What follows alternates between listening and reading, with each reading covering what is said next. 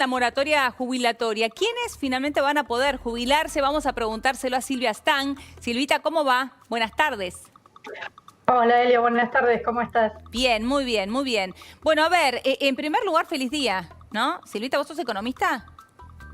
No. Ah, no, periodista especializada en No, economía. no. Pensé que eras economista, perdón. Claro, Bueno, exacto. igual Celebro la feliz día primavera. de la primavera, exacto, sí, feliz día de la primavera. Feliz día de la primavera. Bueno, muy bien. Bueno, a ver, vamos a hablar de la moratoria previsional para todos aquellos que están del otro lado, para que sepan realmente quiénes van a poder jubilarse y quiénes no.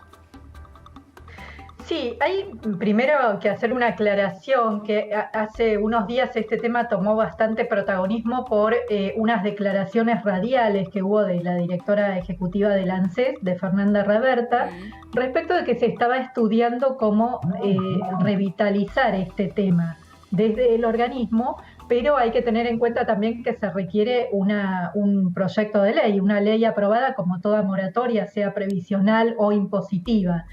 Y la verdad es que luego se aclaró que eso no es un proyecto inmediato, o sea que por ahora no va a haber grandes novedades sobre el tema, pero sí hay algunas moratorias, hay algunas posibilidades de entrar a moratoria que siguen vigentes en realidad.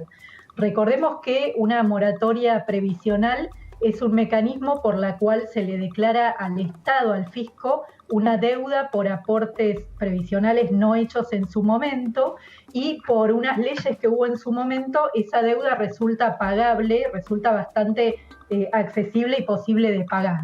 Bien. Acá tenemos en pantalla cuáles son las que están vigentes. Y tenés por un lado la ley 24.476, que es la primera moratoria que se puso en marcha.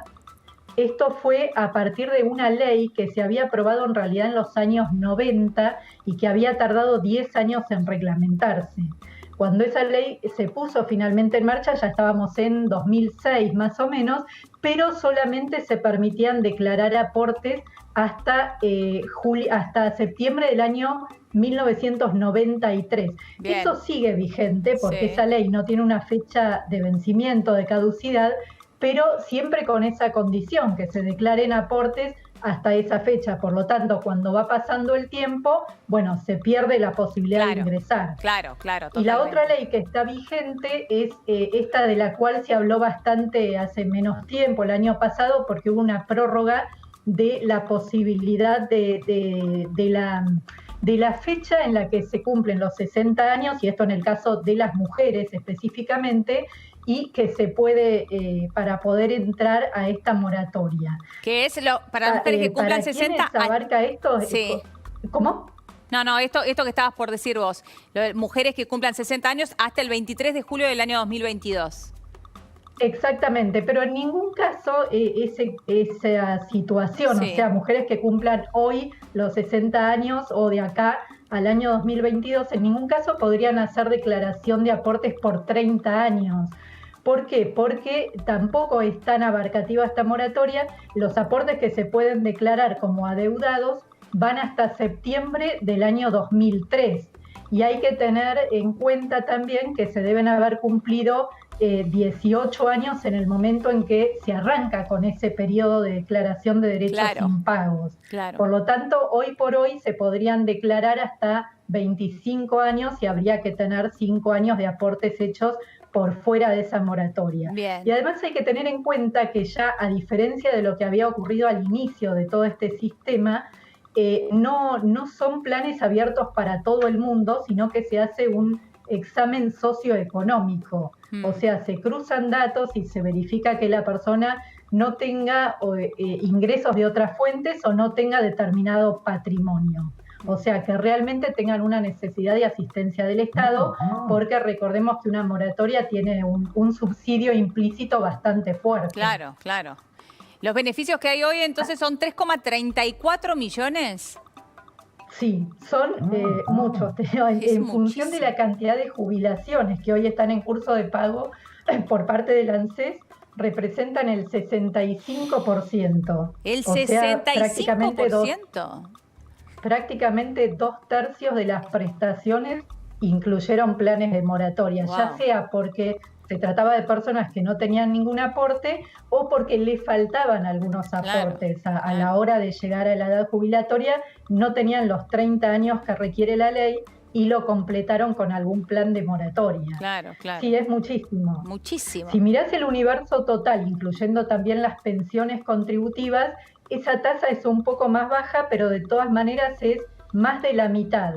Ahora, esto, Silvi, del total de jubilaciones y pensiones tiene moratoria. Claro, ahora, esto habla claramente de las dificultades de la economía en la Argentina, ¿no? Sí. Y del empleo en la Argentina. Sí, totalmente.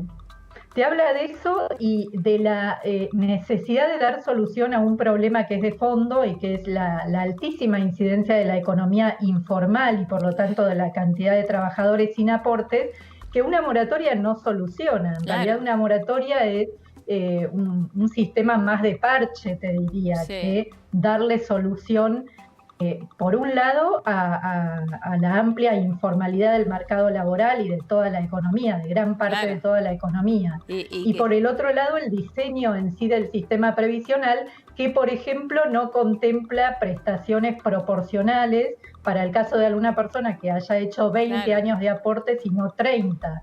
Y en ese caso, bueno, queda con las prestaciones no contributivas, que ahora está la pensión universal para el adulto mayor, que se aprobó en 2016 y que fue justamente con la intención de crear una prestación que sea algo estable y algo menos burocrático que una moratoria.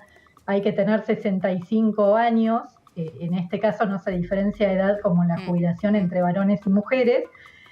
Y bueno, uno de los puntos por ahí que tiene es que es igual si alguien aportó 0 o aportó 20, la prestación es la misma. No hubo mucho debate en ese momento sobre esos aspectos. Por eso tenemos hoy las dificultades que tenemos, ¿no? ¿Cuántas cuestiones de fondo faltan debatir en la Argentina, lamentablemente? Silvita, siempre interesante hablar con vos. Gracias, te mando un beso grande.